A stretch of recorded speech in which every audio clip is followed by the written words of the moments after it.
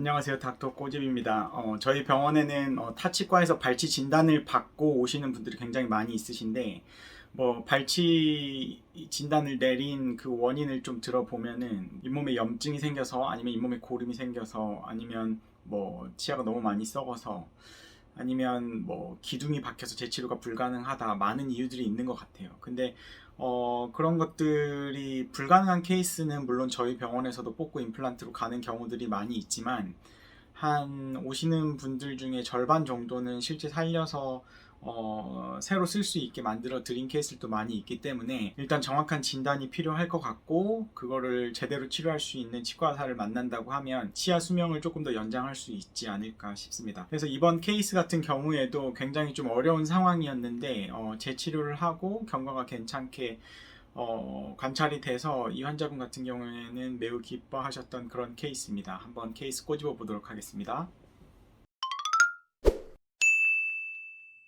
네, 잇몸에 고름 주머니가 생겼어요. 이런 케이스에 대해서 제가 굉장히 많이 올려드리고 있고, 다른 곳에서는 이제 발치를 하라 그래서 찾다가 이제 저희 병원을 찾게 되신 분이세요. 그래서 이제 좀 보니까 이제 이쪽 치아예요. 근데 참 이게 어려운 게, 이쪽 제2 대구치, 하악 제2 대구치의 경우에는 문제가 많이 생기는 치아예요. 실제 신경치료를 잘 했다고 하더라도 신경관 자체가 기형치가 굉장히 많고, 이제 찾아보시면 아시겠지만 C-쉐입 근관 이런 것들도 전부 이 치아에 해당하는 이야기이고, 만약에 사랑니로 인해서 충치가 뒤쪽에 이쪽에 썩었다고 하면 그것 때문에 또 발치를 많이 가게 되는 케이스이고, 입을 벌릴 때 이쪽 뒤에가 이제 접근이 좀 힘들어요. 치과 의사가 치료하기가 굉장히 힘든 치아다. 그래서 발치를 많이 하게 되는 케이스이고, 근데 이제 중요한 건 또 수술도 이 맨 끝 치아는 접근이 힘들기 때문에 굉장히 정확하게 수술을 하기가, 임플란트 수술을 하기가 굉장히 어려운 부분이에요. 근데 이제 이쪽 치아도 그렇고 과거에 신경치료 했던 것들이 전부 다 문제가 생겨서 이제 발치 진단을 받고 오신 분이신데, 이 치아 같은 경우에도 염증이 이제 이렇게 까맣게 있는 염증이 굉장히 커다랗고, 여기도 이제 까맣게 염증이 커다랗고, 여기 치아에 이제 기둥이 박혀 있기 때문에 이 기둥을 제거할 수 없다 그래서 저희 병원을 찾아서 오신 분이세요. 근데 이제 이게 명확하게 염증의 원인이, 잇몸에 고름이 생긴 원인을 갖다 진단을 해야 되는데, 잇몸에 고름이 생긴 원인은 크게 세 가지 중에 하나라고 제가 늘상 말씀을 드려요. 그러니까 세 가지 중에 하나는, 첫 번째는 신경치료적인 문제 때문에 이제 고름이 생기는 거예요. 그러니까 신경치료적인 문제 때문에 고름이 생긴다고 하면, 치아 뿌리 끝에 이제 보통의 이제 세균이 이쪽으로 이제 열리기 때문에 이 내부가 이제 지저분하게 되면 여기서부터 세균이 많이 나와서 여기가 이제 뿌리가 뼈가 녹다가, 한마디로 맨 바깥쪽에 잇몸을 갖다가 녹이게 되면, 맨 바깥쪽에 제일 딱딱한 뼈를 녹이게 되면 잇몸으로 이렇게 여드름처럼 고름주머니처럼 표출이 되는 그런 양상이 첫 번째고, 두 번째는 저희가 이제 스케일링을 받잖아요. 그래서 치석 제거가, 치석도 결국엔 세균막을 형성을 하는 건데, 만약에 여기가 치석은 여기 생겼다고 하면 이 세균막을 갖다 제거를 해주는 게 스케일링이에요. 근데 이 세균들이 뿌리를 타고 속으로 양치가 제대로 안 되거나 상습적으로 이 부분에 음식물이 낀다고 하면, 그쪽 부위에 이제 세균막이 형성이 되면, 치석 치태 같은 게 생기게 되면 이쪽 뼈가 녹으면서 잇몸에 염증이 생기는 경우. 그리고 세 번째가 치아가 수직적으로 쫙 갈라지면서 금이간, 버티컬 루스 프랙처, 수직치근 파절 때문에 염증이 생긴 케이스예요. 그래서 이 수직치근 파절이나 크랙 때문에 생긴 거라고 하면은 치아를 발치할 수밖에 없다고 제가 누누이 말씀을 드렸고, 근데 이 환자분 같은 경우에는 크랙이 물론 의심이 되기는 하지만 그래도 신경치료가 메인 원인이라고 판단을 해서 재치료를 하기로 했어요. 그래서 46번 치아, 그리고 46번 치아가 이제 왼쪽 아래 끝에서 두 번째 치아인 거고 똑같죠? 그리고 오른쪽 아래 제일 끝에 치아도 똑같아요. 그래서 이거를 재치료를 하기로 했는데, 이제 보시면 신경치료하는 중간에 보면 일단 이제 크라운을 조심스럽게 뜯어봐요.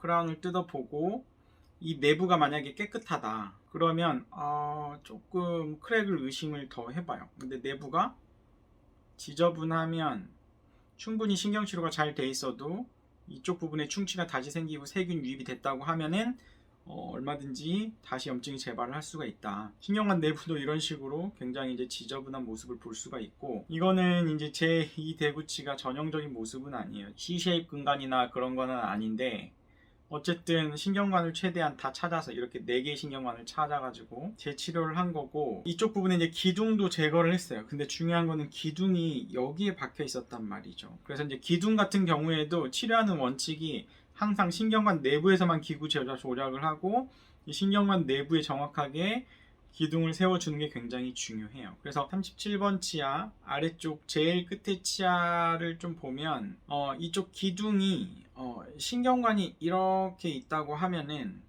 최소한 이 신경관이 있는 이 바깥쪽의 치질은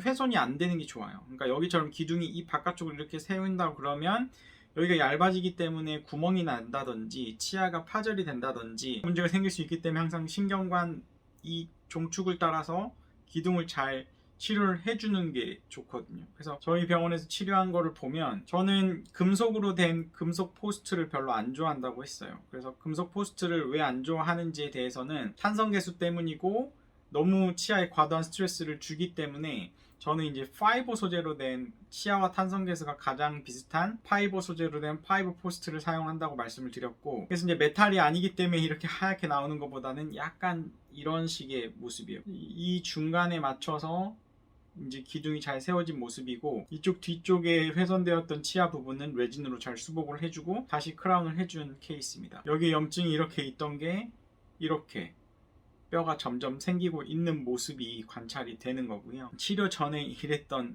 잇몸 염증은 이렇게 치유가 돼서 재발이 안 되는 상황이죠. 그래서 예전에는 골드 크라운이 어떻게 보면은 골드 스탠다드였고 무조건 골드 크라운이 좋을 때가 있었지만 요새는 지르코니아가 굉장히 좋아져서 지르코니아 크라운을 더 많이 하고 있습니다. 그리고 이제 이쪽을 하고 난 다음에 반대편 치아도 이제 치료를 했죠. 그래서 이제 반대편 치아 같은 경우에도 똑같은 상황이어서 저는 이제 개인적으로 양쪽을 동시에 치료하는 걸 별로 안 좋아해요. 왜냐면은 한쪽으로는 식사를 하셔야지 되기 때문에 이쪽으로 그동안 식사를 하셨고 이제 반대편이 치료가 완성이 됐으니까 이제 반대편 쪽 식사를 할 수 있기 때문에 이쪽 치아 치료를 시작한 거고, 여기도 마찬가지로 똑같은 과정을 거쳐서 이렇게 지르코니아로 수복을 해줬고 잇몸 염증도 이렇게 스스로 가라앉는 거예요. 항생제의 도움을 받아서 아니면 여기를 이제 긁어내고 잇몸이 가라앉는 것들은 근본적으로 내부가 지저분한 상태이기 때문에 100% 재발이 될 수밖에 없기 때문에 근본적인 원인을 찾아서 치료를 해야 된다고 강조를 하고 싶고,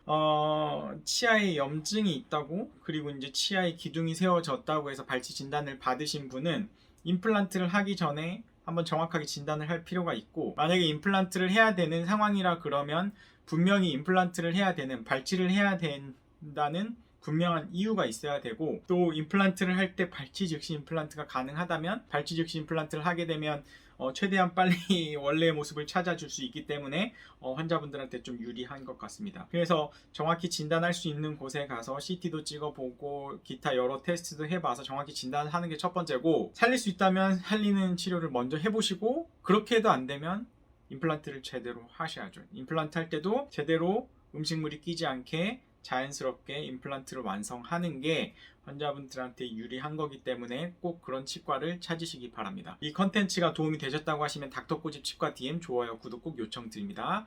감사합니다.